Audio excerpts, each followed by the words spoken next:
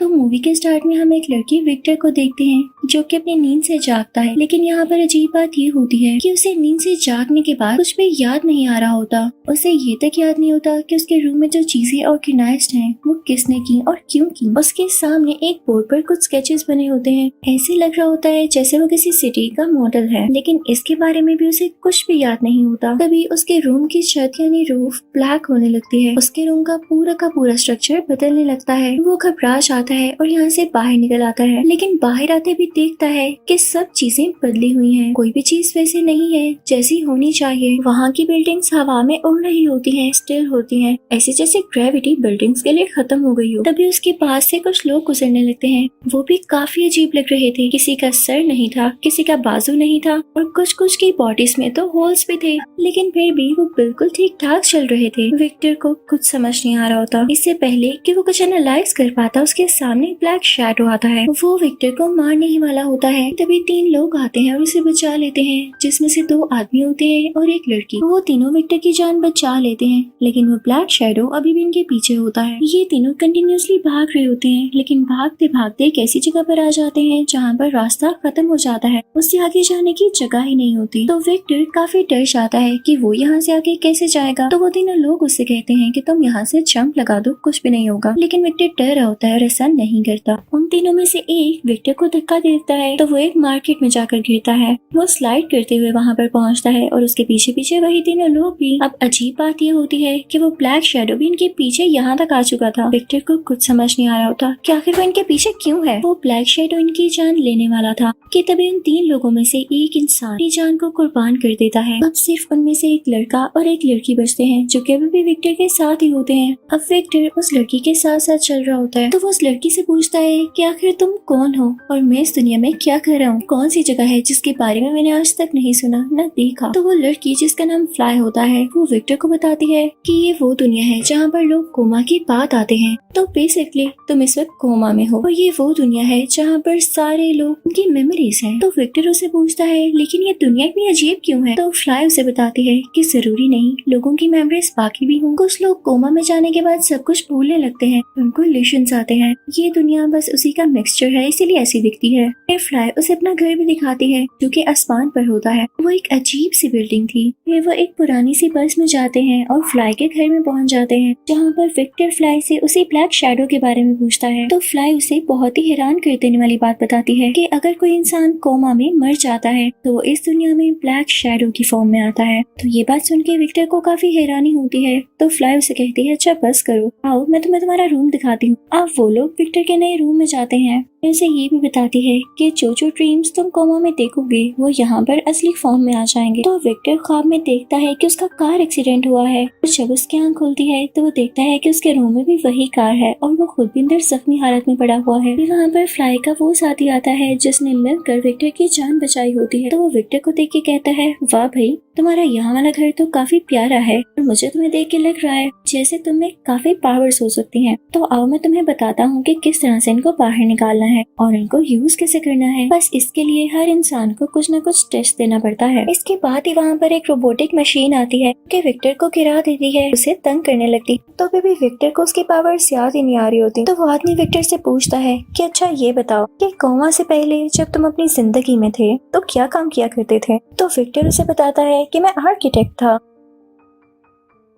अगले दिन विक्टर के साथ और भी कई लोग होते हैं और वो किसी मिशन पर जा रहे होते हैं। इनफैक्ट इनको यहाँ पर मौजूद कुछ लोगों से वेपन्स लेने होते हैं। तो ये लोग वहाँ पर पहुँच ही जाते हैं, लेकिन जिन लोगों के पास ये वेपन्स यानी हथियार थे ये लोग इन पर अटैक करना शुरू कर देते हैं, इन पर फायरिंग शुरू कर देते हैं। जैसे ही विक्टर और उसके साथी जैसे तैसे करके उन वेपन्स तक पहुँचते हैं तो उससे पहले ये 3 ब्लैक शैडोज आ जाते हैं जिनको इन मूवी में रीपर का नाम दिया गया है। तो ये रीपर्स इनको रोकने के लिए आए थे। एक आदमी वहाँ से बारूद लेकर जा रहा होता है कि तभी उसके पीछे वही ब्लैक शैडो आ जाता है। इससे पहले कि वो उस तक पहुंच पाता या वो आदमी जो कि बारूद लेकर जा रहा था वो नीचे गिरता, तभी विक्टर अपने फिंगर्स अपने दिमाग पर लगाता है और कुछ याद करने की कोशिश करता है। तो क्योंकि वो आर्किटेक्ट था तो उसके पास ये एबिलिटी आती है कि वो कोई भी स्ट्रक्चर बना सकता है। तो वो सिर्फ अपने दिमाग को ही यूज करते हुए वहाँ पर एक स्ट्रक्चर बनाता है और वो आदमी गिरने से बच जाता है। तो वो फौरन से अपने घर आ जाते हैं। रीपर्स उनको पकड़ नहीं पाते। घर आते ही सब उसकी बहुत तारीफ करते हैं कि विक्टर तुमने बहुत अच्छा काम किया। तभी वहाँ पर एक एजेड बंदा आता है और विक्टर से कहता है कि मुझे तुम्हारा काम बहुत अच्छा लगा। पता है जहाँ पर हम रह रहे हैं यही सिटी का पूरा स्ट्रक्चर लोगों की मेमोरी से जुड़ा है,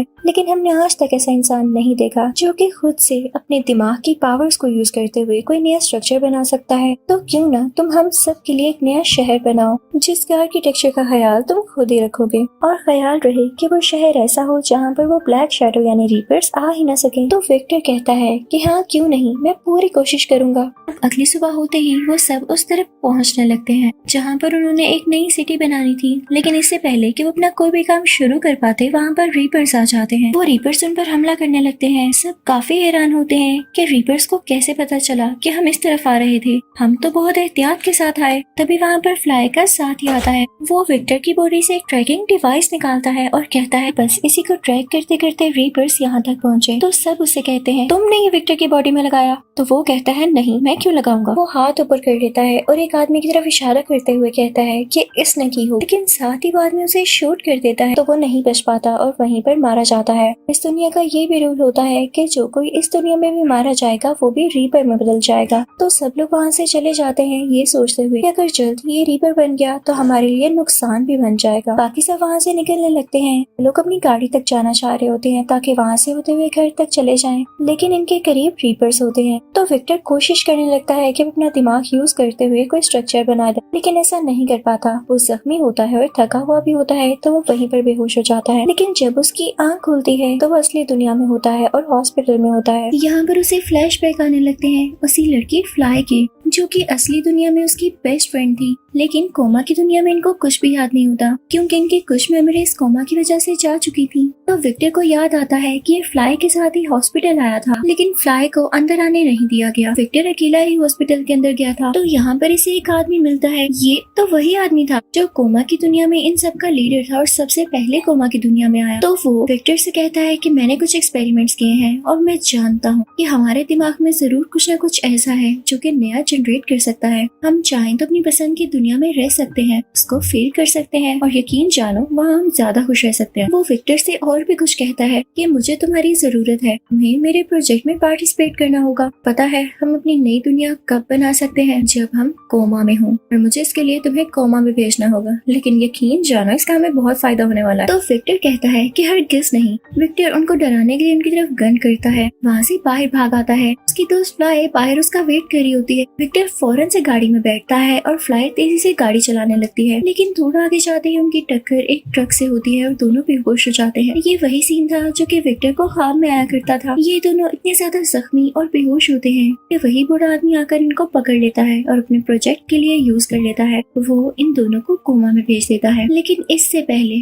वो बूढ़ा आदमी विक्टर से कहता है कि देखो मेरे लिए ये करना जरूरी था। कोई शक नहीं कि तुम इस दुनिया में बहुत अच्छे आर्किटेक्ट हो, लेकिन कभी भी तुम अपनी इमेजिनेशन से कोई भी स्ट्रक्चर इतनी जल्दी नहीं बना सकते जितना जल्दी तुम कोमा की दुनिया में बना सकोगे। तो ऐसा ही था। हमने देखा कि विक्टर कितनी आसानी से कोई भी स्ट्रक्चर बना लेता था सिर्फ अपने दिमाग के जोर पर। साथ ही साथ उसे वो आदमी भी दिखाता है जो कि कोमा की दुनिया में फ्लाई का साथ ही होता है। असल दुनिया में उसकी टांगे नहीं होती, लेकिन कोमा की दुनिया में वो अच्छा खासा चल रहा था। अब वो आदमी विक्टर से ये भी कहता है कि तुम्हें कोमा की दुनिया में वापस जाना होगा। लाइक और उसके साथियों को तुम्हारी जरूरत है, और जैसे ये प्रोजेक्ट पूरा हो जाता है तो चाहे इस दुनिया में वापस आ जाना। इसी के साथ वो विक्टर को कुछ इंजेक्ट करता है और उसकी अपने बेड पर आंख खुलती है। ये वही सीन होता है जो कि मूवी के स्टार्टिंग में हमने देखा। अब विक्टर वापस उसी जगह पर पहुंच चुका था जहाँ से आया था। वो वहाँ पर अपने माइंड को यूज करते हुए काफी प्यारा शहर बना देता है जहाँ पर कोई भी रीपर नहीं जा सकता था। तो अब यहाँ पर कोई जेड इंसान इनको बताता है कि असली दुनिया में तुम सब लोग बेहोश हो और इतने ज्यादा बीमार हो कि किसी भी वक्त मारे जा सकते हो, इसलिए तुम सबके सिस्टम्स को इसी तरह सेट कर दिया गया है कि उस दुनिया के कुछ सेकंड्स के बाद तुम सबके सब मारे जाओगे। अब उस दुनिया के सेकंड्स यहाँ के मिनट्स के बराबर है, तो हो सकता है कि तुम लोगों के पास 10 या 15 मिनट ही हो, उसके बाद तुम लोग परमानेंटली यहाँ ही मारे जाओगे। और पता है ना मरने के बाद क्या होगा। इसी के साथ वो आदमी खुद उस स्ट्रक्चर के अंदर चला जाता है, और क्योंकि वहाँ पर कोई रीपर नहीं आ सकता था, तो ये सब लोग मरने के बाद यहाँ रीपर बन जाने वाले थे। तो इससे यही प्रूफ होता है कि उस एजेड आदमी ने इन सबको धोखा दिया था। वो खुद ही वहाँ पर राज करना चाहता था जहाँ से कोई डिस्टर्ब न करे। यहाँ पर जितने भी लोग होते हैं वो प्लान करने लगते हैं कि हम किस तरह से इस आदमी को मारें। इतनी देर में उनकी एक और साथी राख बन जाती है और गायब हो जाती है। अब विक्टर उन सब से कहता है कि मुझे कुछ कुछ याद आ रहा है कि जिस हॉस्पिटल में हम सब हैं वो यहाँ कहाँ पर होगा, चलो वहाँ चलते हैं। अब ये सारे लोग उस हॉस्पिटल की तरफ चल पड़ते हैं। ये भी अच्छी बात थी कि ये हॉस्पिटल इन सबकी मेमोरी में था, तो वो कोमा की दुनिया में भी होता है।